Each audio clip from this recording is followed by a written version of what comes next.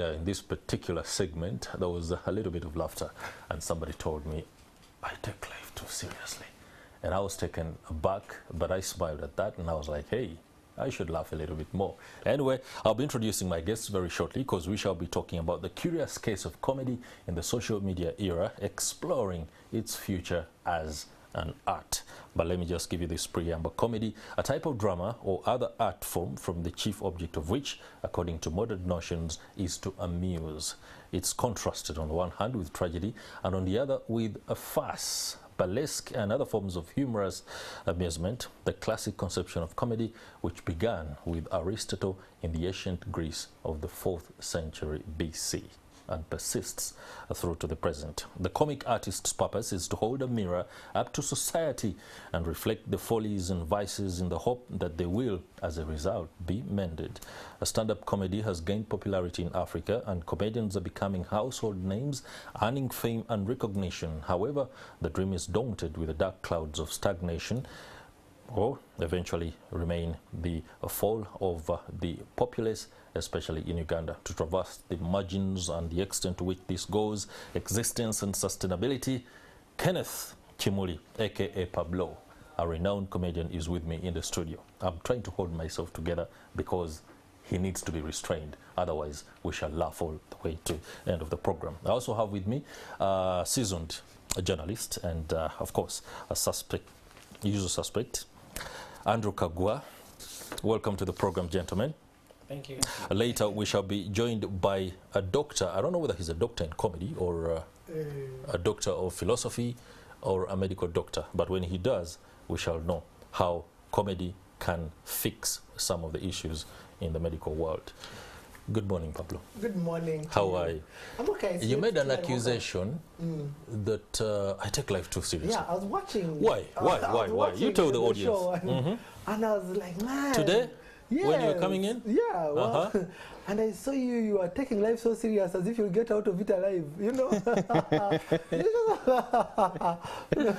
All right. Do some sometimes kind of... you just have to breathe and, you know, and look at the lighter side of life. Lighter side of life. How was I on air? Let me see the serious man. Give me a... It's as if you had been baptized in bitter lemon.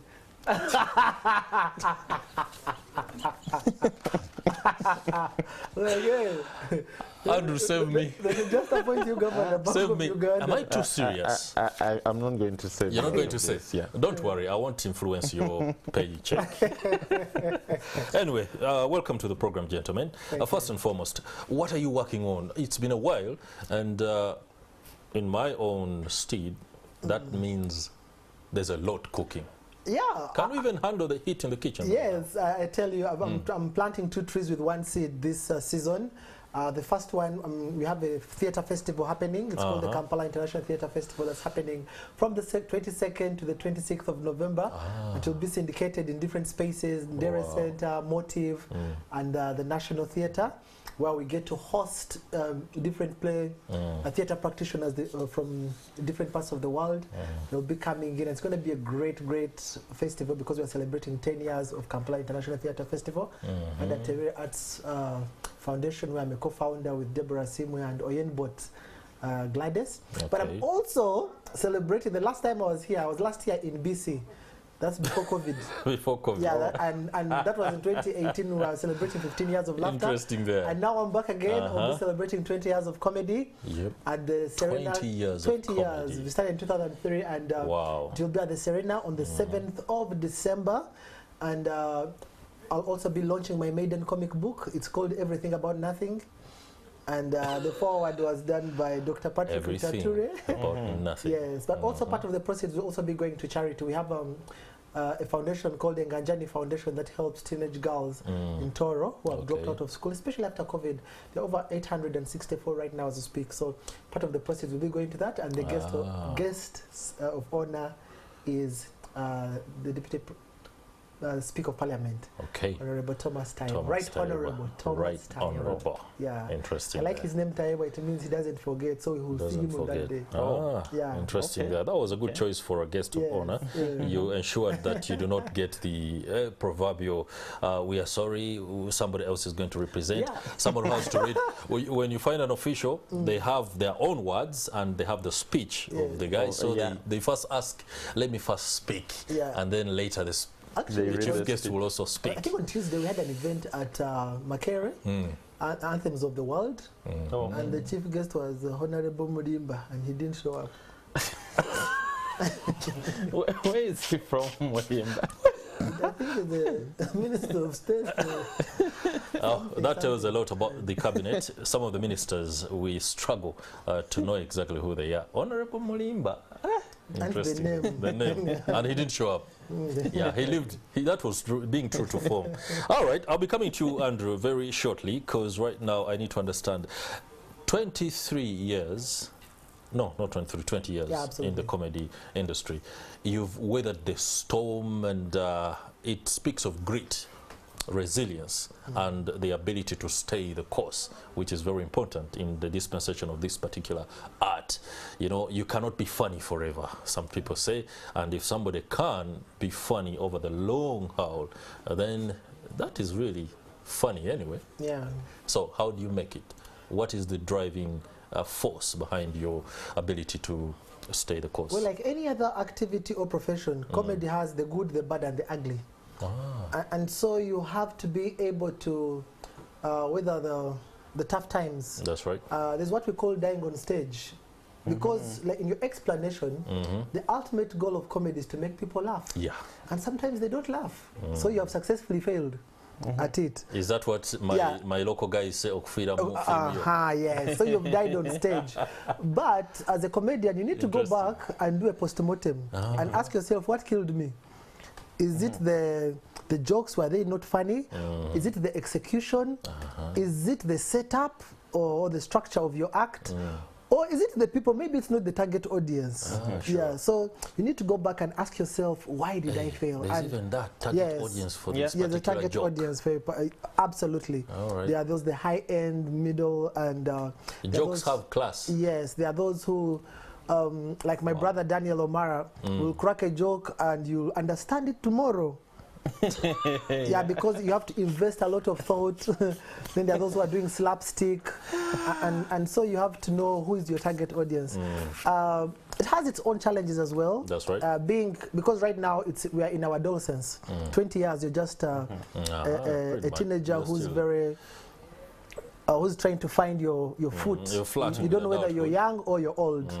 And so we have had a number of challenges in there, being accepted as an alternative form of entertainment, especially in the corporate world, you know, looking at it as a space for people who have failed in other spaces, you know.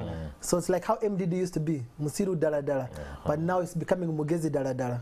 Because now people have realized that it's a space that hasn't been, that has lots of money and people are coming through. So also trying to, when you're compared to the other comedians on the international scene, and then they expect you to be at their level, forgetting that the environment is different. Some of them have writers, but here in Uganda, you're the writer, you're the executor, organizing the event, and you might be the one collecting the money.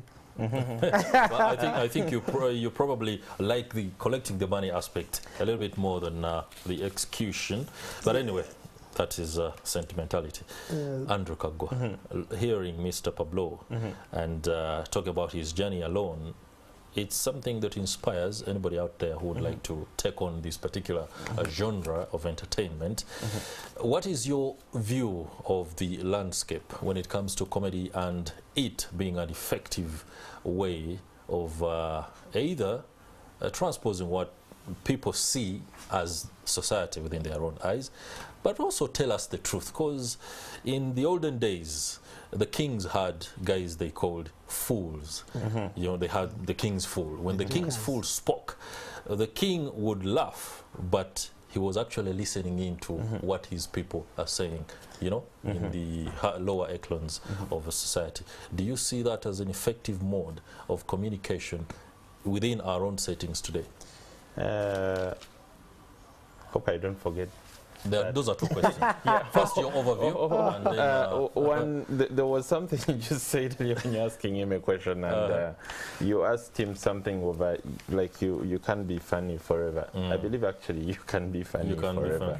Your whole life can be. Yeah, but one piece of course, what happens is, like in showbiz or in our business as well, we are presenting to people. The audiences keep changing. New people keep coming up, and then these people have different things that appeals to them. And that's how audiences change. And at times, probably when you're a performer, when you're a comedian, at times you might not notice that the longer I'm staying around, the people I'm performing for are no longer the same. I could say the time I think I first saw them, I was in high school. And I was in high school when they did the competition, the one he won. I think at this rate I should write my will. So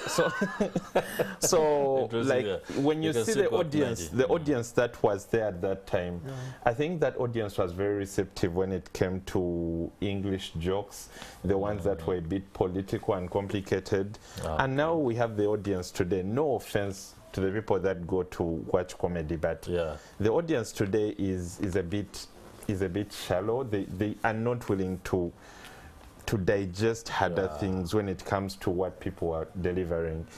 That's why in the audiences today you get people that will say nzo yogundi simutegeera. Because the same thing you said about Dr. Omara, some people might have to use to go and digest the joke. Until after some time? No. Because I think the audience today, I don't know what's about us, but we don't have a lot of time. You know, we're already stressed. I'm looking for money. I can't find money. And then I tell myself, the little that I have, let me go and spend it and relax a little bit. And then I arrive and Pablo is talking about something and I'm trying to figure out. And actually, one of the things that you notice in the changes in the audience, you see that today, comedy is doing less commentary than it used to do, like in 2008. Like in 2008, basically you could listen to a performer, but they were basically doing a commentary on what's happening. The issues like they are critiquing the situation, but in a very subtle way. You can laugh about it, then you go and think about it, and you're like, oh, actually we are that bad. We are that bad. At the moment, we're like music. Comedy is more like music. You'll find very many marriage jokes, the same way you're finding very many love songs.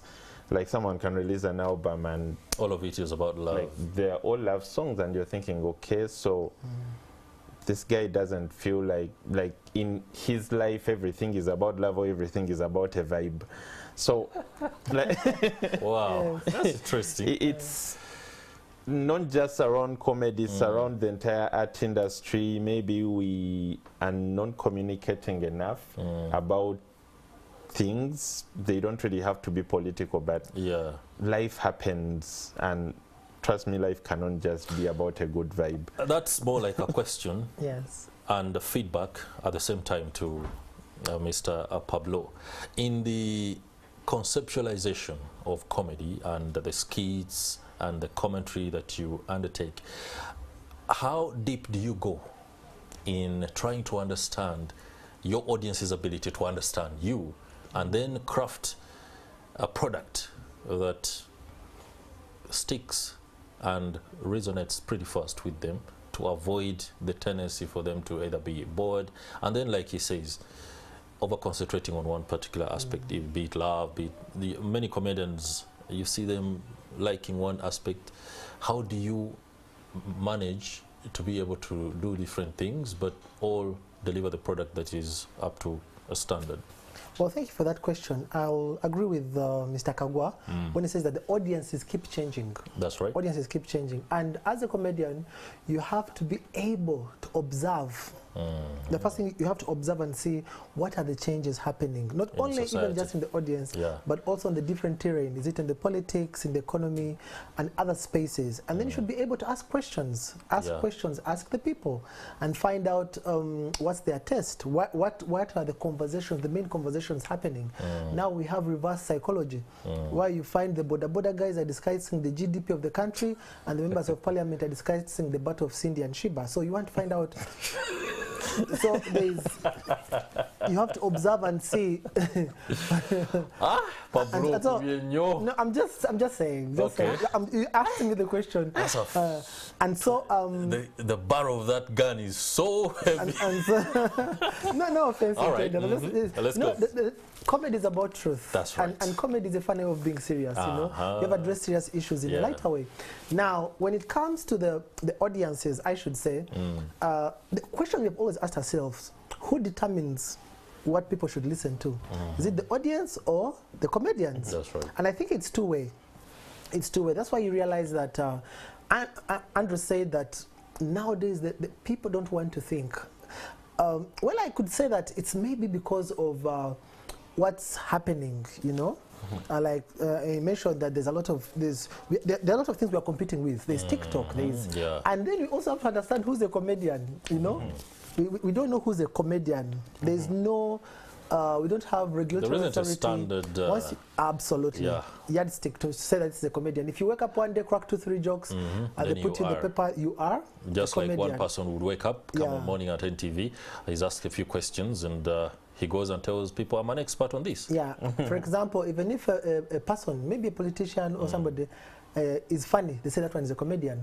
So people, we are still trying to... or if he says something unserious. Yes, they say, well, don't bring comedy here. So comedy now becomes interesting, a bad thing in that space. It is supposed to light up the situation. So the question asked me about how do then should we get the content. I think in your explanation of comedy, you said it's a reflection of the society, what's happening in the society. Those are some of the things we need to address. However, like any other human being, you have to be very conscious. Like Idi Amin once said, that you have the freedom to speak, but not after speech. What have you said? So you need to know what is it that you're going to say, how is it going to offend the other person? Is it seditious? Is it, you know? And defamatory. Like and then also, what are the end results, you know? I remember way back when the First Lady had just been appointed Minister of Karamoja. That day, it was a Thursday, I went and performed at National Theatre, and it was the hottest news. We were making rounds. So I went, and I remember Emmanuel Pinto had refused the... Was it? No, it was Butime, Tom Butime, who had declined the position. So I come on stage and I'm saying, you know what? Honorable Tom Butime declined being the Minister of Karamoja. He was afraid of the naked truth. Because stereotypically people know that people there. And I said, but you know what? Karamoja has been waiting for the First Lady, because Karamoja is an acronym for Karamojong's remodeling all Manyanta, organizing Janet's arrival. and people laughed and clapped, and it was just a joke. Repeat that. Karamoja. I said Karamoja is an acronym for Karamojong's remodeling all Manyanta, organizing Janet's arrival. It was a good joke, and I felt it was funny, and everybody was happy. But after the show, I was in the foyer. I was approached by two guys in checked coats. Oh my God! And they told me, Pablo, it was funny, but leave those jokes out.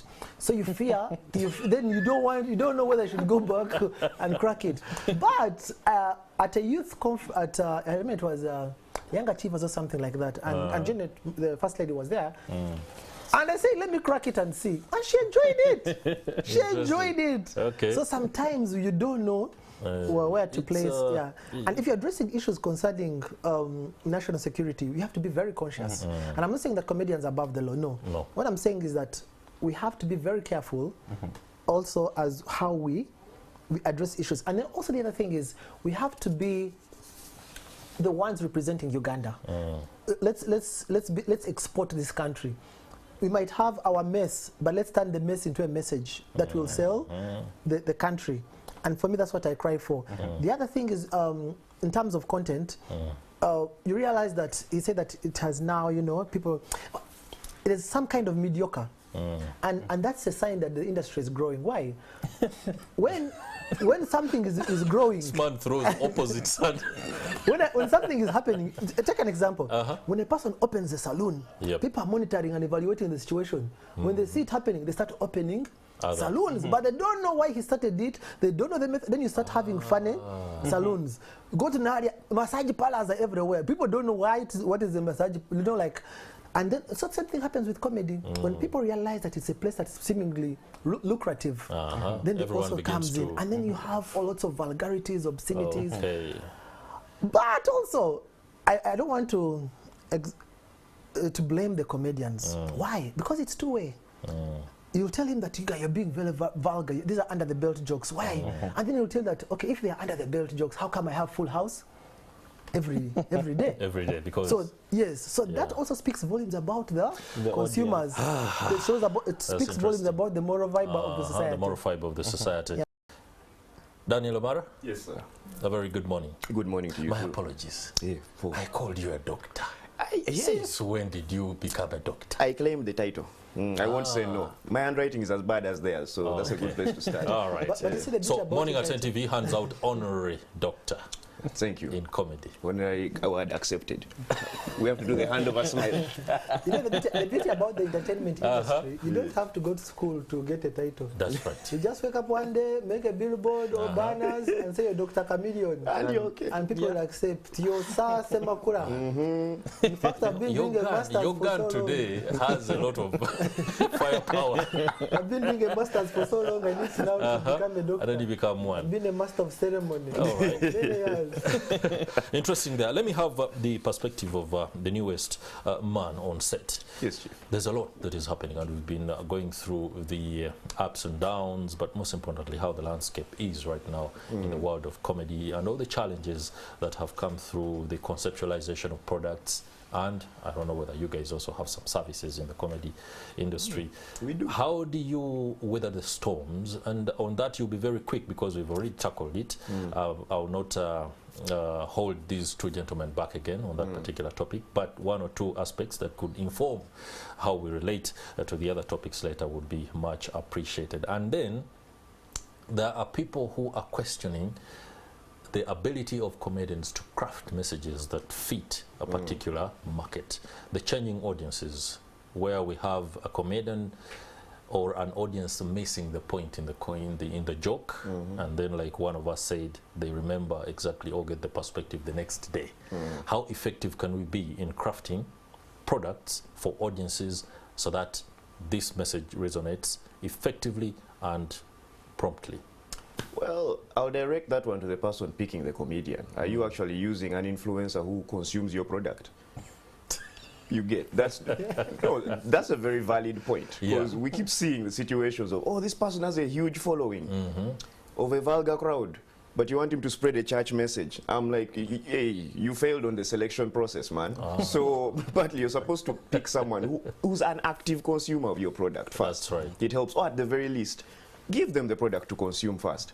Don't pick a guy who has never heard of, don't pick a guy who takes borders and tell him to pass a message about car engines. So it's important that you get the right person for the job. Andrew, I need your perspective on that. No, it just reminds me of some influencer gig where those ones where people kept talking about how comfortable the car is, and the person that was hiring them to do this gig for the car wanted them to talk about the engine, like the mileage and everything. So they kept saying it's comfortable, it's beautiful. So yeah, when you said that, it just reminded me of that. But one truth is, just like music, because at times we fail to get it with music, that not every artist is supposed to be appearing everywhere. Like some people love their music slow, some love it fast. So you have different consumers, though most of the times the people that are booking will book a totally wrong artist for a very wrong audience, and then they will blame the artist. So it's kind of the same thing with comedy. That's a challenge that's happening in so many fields. The other day we were having a conversation about MCs and moderators. And then there was a guy who wanted a moderator for a very peculiar topic. And the guy found a bit of trouble relating to the audience. But at the end of the day, we were like, hey, that's what you made. That's what's the choice. So live with it. Yeah. Anyway, let's keep on comedy. There is not a lot of comedy in our part. Like I said, I was accused of taking things a little bit seriously. How are you managing the fact that new technologies are on board? It is no longer about specific spaces like theaters or concert halls where you do the presentations. It's now TikTok, it's Facebook, it's X. How are you managing this particular trend? So there's a rule in comedy, or in life in general, adapt or die. Adapt or die. Adapt or die. But also, as you're adapting, make sure you're adapting in a healthy way. You remember the grand migration of lockdown? During lockdown, everybody started a YouTube channel. That was adaptation. How many of those channels are still there right now? How many even grew? Reality check. Besides Uncle Mo, I can't remember one other channel that started during lockdown. That's right. So adaptation is good. There were a lot of cooking shows. There were a lot of cooking shows because that's all you could do. You get. You cook stories. You cook stories. That's the key. So you adapt or you die. And in adaptation, I mean, you have to learn the other form of technology, right? Like, I'm a stand-up comedian, but I've done TV, I've done a whole bunch of things. If I were to go on TikTok, I would have to learn how TikTok works. How TikTok works, before jumping in there. Same thing I keep telling TikTokers who want to do stand-up comedy. I'm like, don't walk off the screen and enter the stage. Go through the people who can help you with the mentorship. That's right. So it's about learning and adaptation, basically. And so far, I think we've done a fairly good job. Though I will also say I don't think it's for everyone. It's also important to know, because it takes a lot of consistency and resilience to keep a TikTok following or a YouTube channel going. YouTube is literally running a TV station. I worked as Gansima's creative director for 5 years. Every other day you had to come up with a new show. It's a channel. It's called a channel for a reason. She has like 4 shows running: Glass of Happiness, Don't Mess with Kansime, Chronicles of Ubuntu. All these are different products on the same channel. It takes work. So when you go at it thinking you'll go with a 15-minute performance or some sort of talk about something and you can't really sustain it, you have to die. I can sustain stage for months on end, performing even weekly, possibly even daily. But recording something for YouTube daily, I find it very exhausting. I totally agree with Daniel.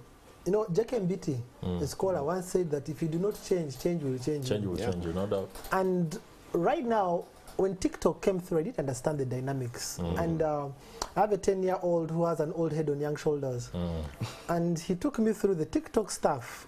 And I had to learn. It's called learn and relearn. And I asked him, so what content should I do? And he told me, see, Dad, you're at a point in your life where everything is based on remembrance. He said, he said, now stick. That was factual but savage. Savage. I mean, he said, stick to history.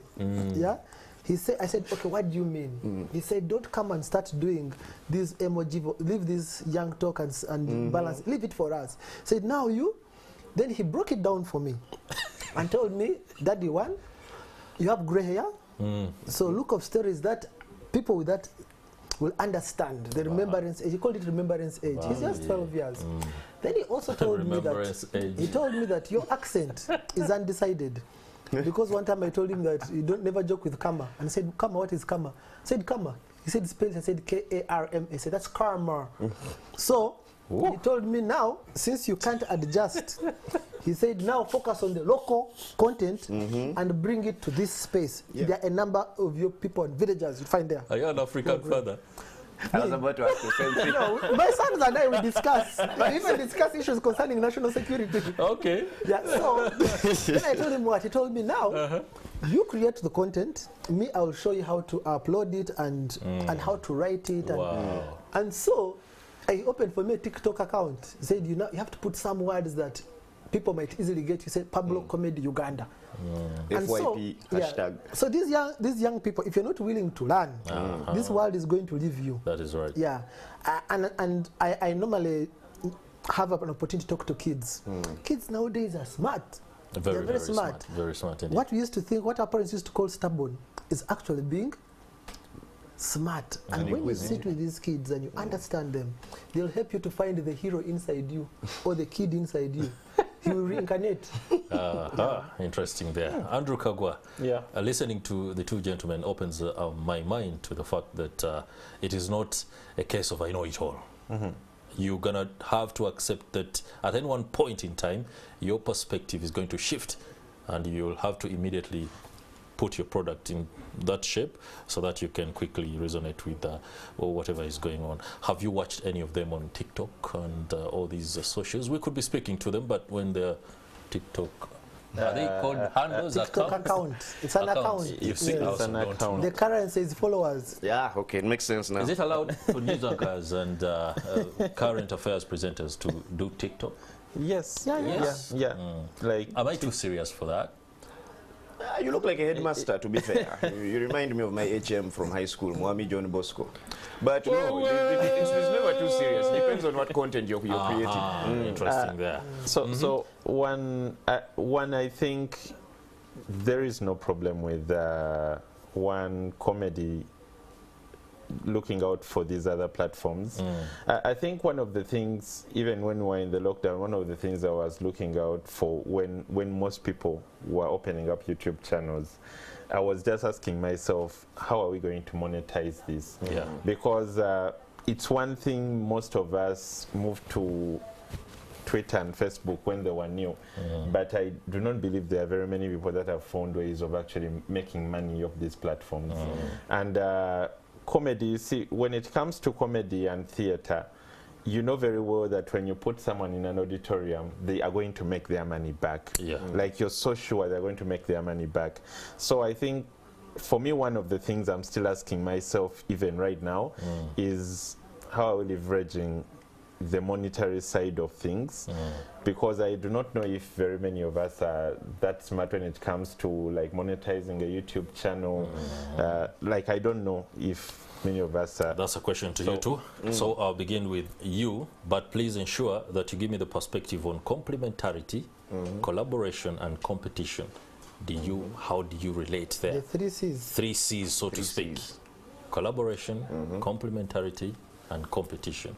You might find yourself that in order to compete, you're going to have to complement another person or their comedy abilities. You could also find that in order to survive, you're going to have to collaborate. Yes. And at the end of the day, you make your money, so you are competitive. Okay, so here is how I see it. It depends on what you want the platform for. That's right. There's monetization, right? Then there's relevance. Yeah. Sometimes you just need to stay in people's faces so they can keep hiring you for gigs. Like, it's the same formula musicians use. They were not selling albums, they were selling out concerts and getting money from events. That's right. That's pretty much the operation strategy. Because monetizing YouTube is going to take a while, for example, and it's only there's a very small percentage of people who actually do make it on YouTube and get it monetized. What we use the platforms for. It's more like a lottery. It's more like a lottery. Yeah, no, it's not like there's a lot of work that goes into it. Yeah, that's the thing people don't want to admit. There's a lot of work that goes into YouTube. It's a lifestyle. It's not just I wake up and record something. No, you script it, you write it down, you plan for how you're going to shoot it. You do all this strategizing before you even start the channel. That's right. And then you have to keep re-strategizing. Now, what we do in comedy usually, especially under mentorship, we help the talents identify where they thrive best. That's right. Because everybody shows up wanting to be on stage. But then it hits them later on that maybe you're a really good writer, you're just not a performer. You're not a performer. So you complement their performer. Because there's always someone who can go on stage and rock it for 30 minutes, but they can't write. So these two people need to coexist They could together. even go on stage without pointers, and they still make it. That's the funny thing. Every comedian needs pointers. It doesn't matter how good your improv is. Improv is when you just get in front of a crowd and operate. But I will share this secret with you. Most improv comedians have a fallback set. Okay. They have their material that is already prepared. So as they're improvising because they're comfortable knowing that if this improv doesn't work, I will fall back. There's something to fall back on the material. Never make the mistake of going without a fallback plan. Interesting. You get, God forbid you say the wrong thing and you lose the crowd. Now you can't do crowd work. What material are you going to fall back on? I agree with you. You don't rise to the occasion. You fall back to preparation. Yeah. You know? So, in regards to competition, we are very savage with each other, by the way. Salvador and I have had a 14-year rivalry. You know, very competitive. You put us on the same lineup, we are going to try and outdo each other. We shouldn't allow the authorities give you gun licenses. No. We won't even shoot each other. Okay. You know, you get it. We would never shoot each other. We would meet, we'll sit down, we'll have a drink, we'll even rehearse our material together. On stage, we are going to be very savage. Yeah. Not with each other, but in our performances, we're going to go hard. And if he steps on before me, because Salvador is more energetic, he's louder, he has a greater presence. Yeah. Interesting. So you have to factor in these things when you're going up against him. So you're like, okay, I'm coming in after him. I have to amp my energy. In comedy, what we normally do is you find the balance between intellect and energy, depending on the crowd you're dealing with. So if you're dealing with mass crowds, prioritize energy over intellect. Don't try to be too smart. Go for the energy, engage the crowd, get them. If you're dealing with a calmer audience theater, prioritize the intellect or balance the two. It's the best way to survive. Interesting there. All right. We'll dive straight into the three things. You know, the kind of atmosphere that has been here is where you find bankers seated listening to an average 23-year-old sports analyst on TV. They're like, the guys are listening and they're bankers with so much credentials, and they're like, that's the guy now with the show. All right, there you are. Well, I'll start with collaboration. First of all, comedy is still young. We should accept that it's still young. And for it to grow, we have to collaborate. We have to work together. We have to climb out of the glass together, you know. And we have to look at it as half full, not half empty. And the fact that it has no structure, then the onus is on us to create the structure and also enable the up-and-coming comedians to find their path in this space. And we have to complement them in one way or another. I'm very passionate about comedians who have gigs in different spaces. Over the last week, this week, I was at Andre. It's called Don Andre. They have small spaces where they have comedy. You'll find Kelo has the Black Friday. You'll find the Boiserian, the Ghetto Girl has a show in November. Timothy Nyanzi has new material night. So I'm as people in the comedy who are considered the godfathers, it's very impactful to them to go and be in their show, be on the lineup with them, and perform with them. And when it comes to competition, I've realized that the only person you can compete with in this industry is you, because you're as good as your last performance. That's right. Yeah, and we are all cut out differently. You'll find Salvador energetic. You find him is very intelligent. You have to, you know, like while you are away, I told them that Daniel will crack a joke and you'll get it tomorrow. Yeah, you have to think through. Then you'll find that those who are just crowd people, you know, they're not crowd. Mariachi will just come and fall there and jump a bit and people will laugh, you know. So you need to find your niche. Is Mariachi style something you could refer to if you are a sports person as freestyle? Is it something like that? But anyway. In a way, yes. In a way, yes. Yeah, I mean, his target audience will understand because he meets their need. That's right. And so the best person you can compete with is yourself. And then once you start hearing people saying wadawa, we no longer see you.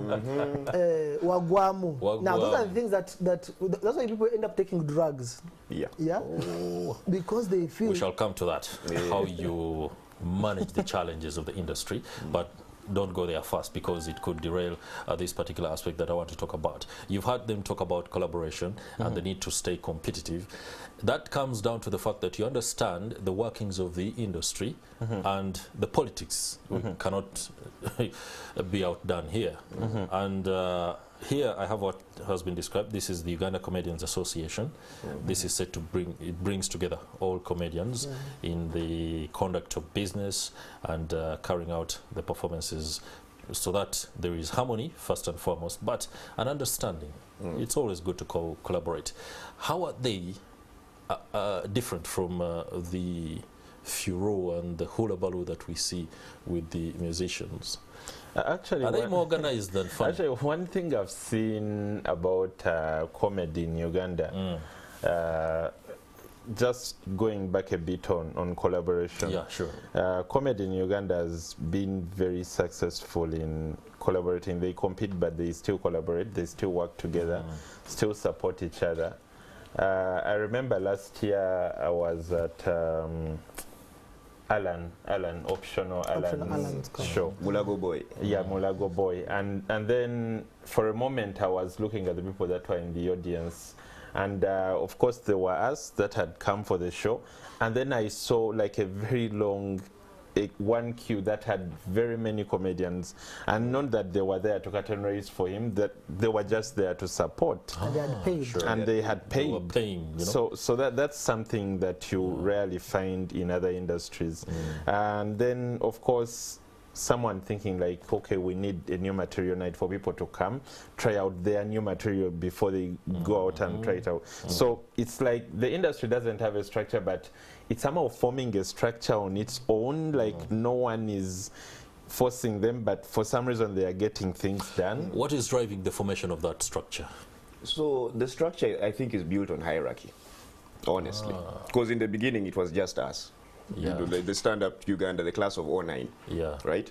And then as we grew, we started to sort of form new platforms, because we were the starting platform. That's right. At Effendi's, we were the new material night, we were the bar platform, but we were also the only stand-up comedy platform. So when we left and went to the theater, someone else came and took over. So that becomes like a training platform now, and where you go to talent scout, because you can't take untested material to a paying platform. Yeah. So you have the new material night, which is just a simple gathering of comedians with a few drinks here, hanging out in a place, and it's mostly comedians just doing material for each other and trying out new jokes. That's like the base level of it, right? Then you come up now to the bars, the actual shows, where people have started paying to get in. That's the scouting level, where you go to find the new talents, the guys who will open for you at the big shows at the theater. Then as you work your way up the ladder, you now become the person who closes big events. Okay. But you have to first close The small ones. the small ones. Yeah. You get. So that's the structure, and that's how it works. In regards to mentorship, it's open season in comedy. You're going to enter the industry, and if someone finds you interesting enough, they'll take you on under their wing. Pablo has done it, Mendo has done it, Cotilda has done it. She formed the whole Queens of Comedy to what? 8 women. You get. And so right now, like you said, the structure is sort of formulating itself because the industry is young, but that's as far as I could explain it from what we've experienced and seen so far. Perhaps he could explain it too from his own in perspective. 2011, Mendo Seguja and I attempted Mendo Seguja is this the teacher the attempted to guy. start what we call the comedy clinic. Yeah. And we had comedians come through, which I can comfortably say that some of them are now thriving, who came for that comedy clinic. And we're very excited about it because Mendo had just come back from the New York School of Comedy. I'd been to the Sundance Theatre Lab for also directors, and we're very excited. We had brought content and wanted to share it. I've gone places. And so, when we brought it and started sharing it with them and mentoring them, where we're mentoring them from, they now wanted to charge us, the people, and we couldn't charge these young, these up and coming comedians. Yeah. And we're not doing it, and we're not charging them. And we realized it was now challenging us. And we said, you know what? Sometimes you can't be Jesus, you know? Yeah, so we started helping them individually, on individual basis, and that was the death of the comedy clinic. But when Nyanzi came up and started the new material night, it was a fresh air, you know, in the industry, and we really hold him in high esteem for starting. Gentlemen, you saw the politics of the day. That is very good content for your works. I do not know what you've carried from there. You were talking about the fact that no, let me leave it to you. And let me not preempt your... Watching that footage, Loop now becomes nothing under pressure. Bring pressure. And they brought back the tear gas. At the time we had flavored one. There was strawberry, vanilla. Yeah, the pink one. You liked the strawberry. You know, they would say like, and people are like, oh. It wasn't scary. Interesting there. They reset to default. There were others who were like, I've long had this particular suit. Yeah. It's okay now, it's colored. There's one who said, this one is expired. I think I hated the pink one because the time they used the pink, and I think a newspaper ran a story like police paints Kampala pink. Like it was a very weird headline because we were very much used to Valentine's Day when they say like lovers paint Kampala red. So the whole thing of paint Kampala pink and moreover it was in October and we are addressing breast cancer. Yeah. And it's a pink affair. So like these guys are taking the campaign too far. Yeah, a little bit too far. But I think the police offers a lot of content, especially in your industry. They have this canny ability to dramatize our shameful condition as a country. And that is something that you can take on stage. When you do, do you get these calls as in, hey man, today you went overboard and if you don't mind, next time don't because we shall come after you? I think every comedian has met that one guy backstage. Ah, sure. Who just say, hey, you man, what were you saying on stage? I can't use any particular accent, but you man, what were you saying on stage? Be careful about those things. Okay. And they just walk away and you're standing there like, who are you even? Like the least you can do is introduce yourself. Introduce yourself. Say, hi, my name is so-and-so, I work for this office. I am here to inform you that that joke was inappropriate. Don't come with wagging a finger, but you... Hey, and then Ugandan threats are weird when you translate them directly from vernacular to English. Someone comes and says, hey, you be there. Like, hey, you be there, okay. The guy can literally stay there. It's like direct translation. So I'm saying, which color of I think for me, maybe just to cut them some slack, I should say that our police in Uganda, and I say this passionately, is that they've been very kind in one way or another. Sometimes we look at... The police is kind in Uganda? Let me tell you, the places where the police has no ruth, they are ruthless. And so when you look at our police, Uganda police force, there are times when they are pushed to the wall. You know, you see people provoking them, but sometimes they hold themselves. Unless it's a serious order in capital letters, but... The orders that come in italics and... those I've encountered, let me tell you, there's no place in Uganda where you'll have a discussion, I mean in the world, where you'll have a discussion with a policeman when your permit is expired. There's no, there are few countries where he will cushion you and say, I mean, in Uganda, people discuss with traffic lights. It is red, the guy looks left and right, there's nobody, he goes. Yeah, a traffic policeman will step him and say, what you did was wrong. What you did was wrong. And so I think that, in some, even when you look at Mr. Enanga speak, people will crack jokes about him, but you see that he has passed on. Even when people crack jokes about him, he'll come to you and say, man, that was funny. And so I think that in a way, we should also look at the brighter side of the efforts they're doing. All right, I was just ensuring that we don't leave that particular story without getting what we can get out of it. Now, on the challenges of the industry, mental health, we have heard stories of musicians grappling with depression when things have not gone their way. It could be as a result of a dip in business. It could be when you can no longer find the inspiration to craft the product. Some people might understand that. I think it's my time. Either there are people who are coming up and are doing the things better than I do. Others won't understand and they could be pushed back into depression. How do you guys deal with that? Or if you have encountered such cases of the younger comedians grappling with the fact that they've not made it on stage, or like you said, you've come in on stage after a better guy or a more energetic guy, and then you go backstage and you're told, oh my God, you flunked real bad. How do they deal with it? First of all, no one is going to tell you you flunked real bad.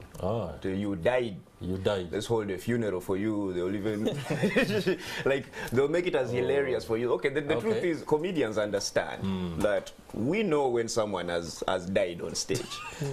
We're fully aware of it. Yeah. But see, what we're not going to do is start grilling you about it. Like, man, you should have done this. You should have gone this way. We're like, no, you first need to... It's part of the... It's the way things go. Yeah, you first need to calm down from the disappointment. Yeah. Because the person is already dealing with the shame of... Usually after a good show, you want to go and talk to the audience. Greet them, get business cards. When you bomb on stage... More like our average autographs. When you bomb on stage, you want to enter a suitcase and lock yourself there from the inside. Like, you want the ground to open up and swallow you. But it's important to understand that that's part of the growth process. Yeah. There's no comedian who has never died on stage. There are guys who have bombed for multiple years. In what? In 2009, we used to keep tabs of each other's performances, right? Because we were performing weekly. Out of 100%, over a span of 6 months, guess what my percentage was? 50. No, I don't want to.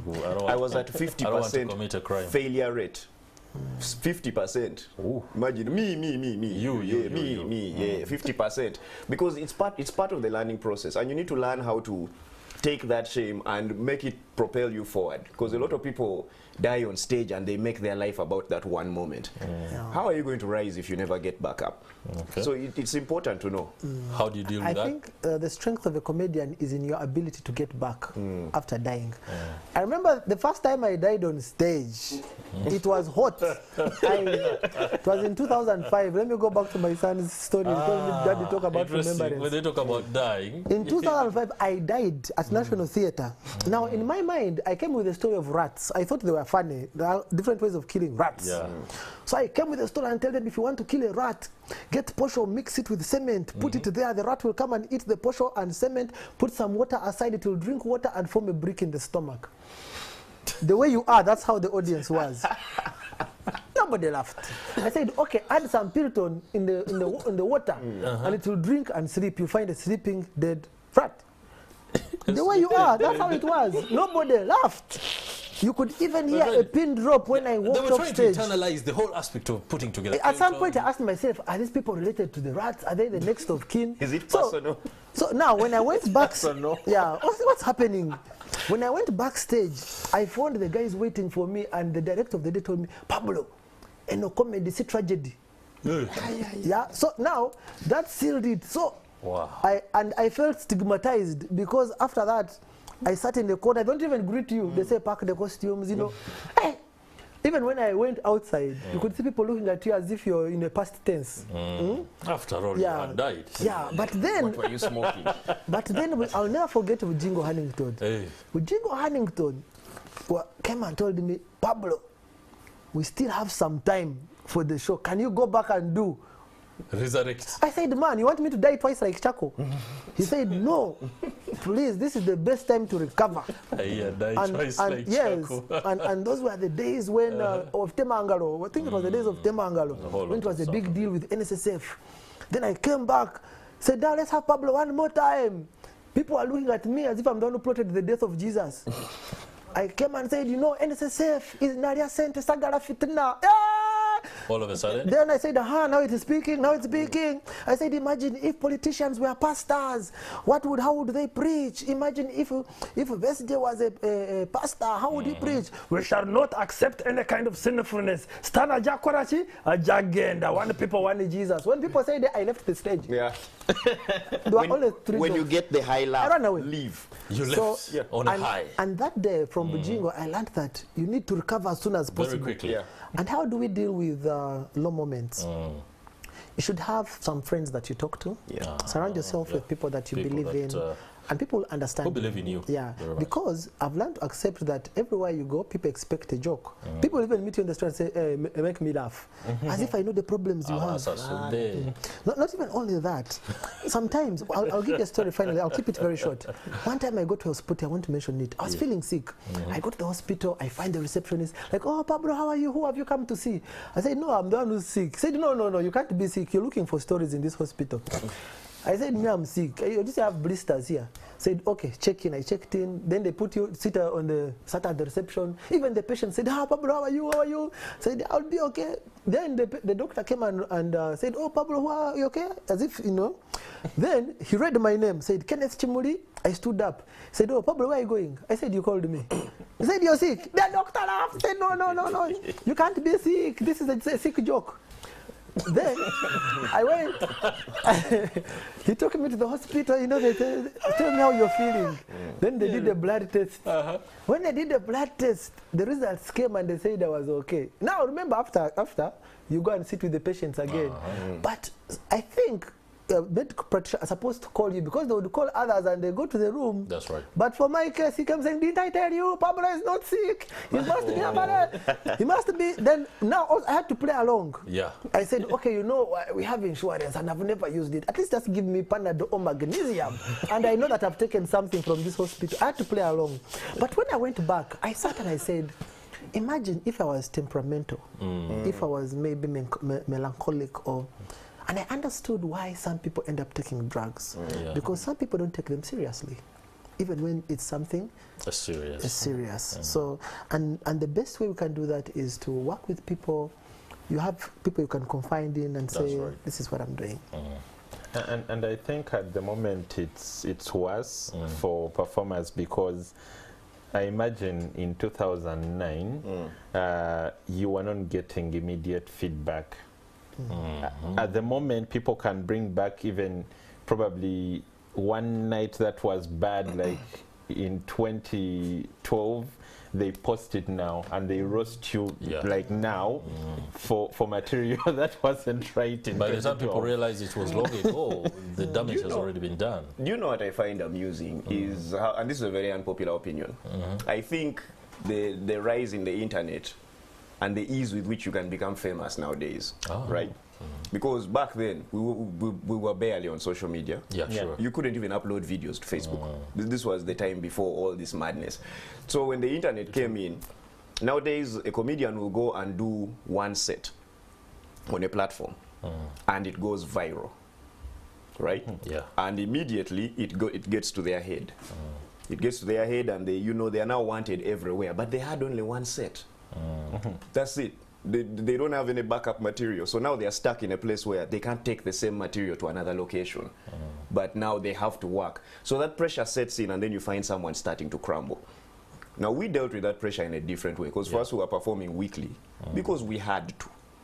Otherwise, we had to perform weekly, or comedy would become obsolete. All right. So you kind of figure it out, and you have to get used to the pressure of constantly creating and working. This is not a one-off thing, and I think that's what sets a lot of comedians back, thinking that because I've stepped in the game, this thing is meant to be easy. I keep telling comedians, there's a female comedian who asked me, what are you doing to make the comedy industry easier for women? And I told her, nothing. You're supposed to get better. Interesting. The comedy is not meant to be easy. You're supposed to improve. For women. If I may also add to that. For everyone, generally. As a comedian, death is inevitable. It's inevitable. I've also died a number of times. Even after that, I went ahead and died again like 4 times. You remember stand-up Uganda? Yeah. We each had at least one death. You die, but you see, it's how do you, I put emphasis on the post-mortem. Go back and say, what killed me? This time they called me and they said, Pablo, it's an English audience, you come. And there were guys who were selling airtime of a company. And then the guy told me, Uganda, you get Uganda. Because I hadn't gotten the brief. So sometimes you're not the problem. Sometimes it's the setup. The setup. So it's very important for, and I can't say that there's still more opportunities for me to die. I'm not saying that no. Oh, it's not over yet. 20 years in. Yeah. Still very possible. That's interesting here. There's still opportunities for me to die. Accept it, and you will know peace. All right. There's something that I would like to wrap up with, and this one I think you're going to just have to use 10 seconds to answer it. You talked about sharing jokes amongst yourselves in order to prepare for the big stage. What if somebody steals your jokes and then goes on to steal the audience at a bigger stage? You get blacklisted. You get blacklisted. You get blacklisted. Is there a specific mechanism to follow up that, or it's between you and the guy? It's between us as a group. It's one of the unwritten rules in the industry. And the Ugandan comedy industry is this small. So where are you going to run? You get blacklisted because the promoters are also the comedians. So if Pablo has a platform and he knows you like to steal other people's jokes, he would rather use the person, the original owner of the joke. All right. So it's very easy. I've seen people change their position on a lineup.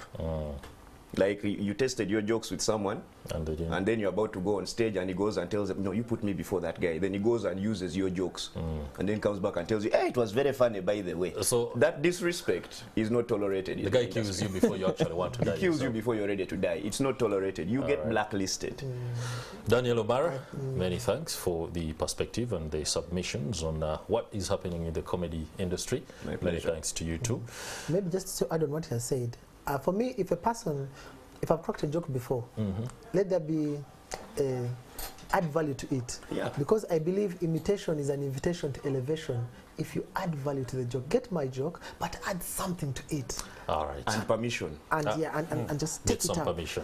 And because all the things we talk about are universal. Yeah. Just add value to it. All right. Thank you, Kenneth Kimuli, a.k.a. Pablo, and of course Andrew Kaggwa, the seasoned arts journalist. It's been one of the conversations that emboldened my understanding of the industry, but of course opens the eyes of the audience to the workings and the dynamics that are therein. I hope we can catch up again, and of course every Friday we do have conversations that are distanced from the politics of the day so that we can have other perspective to life. I hope I do not go out there.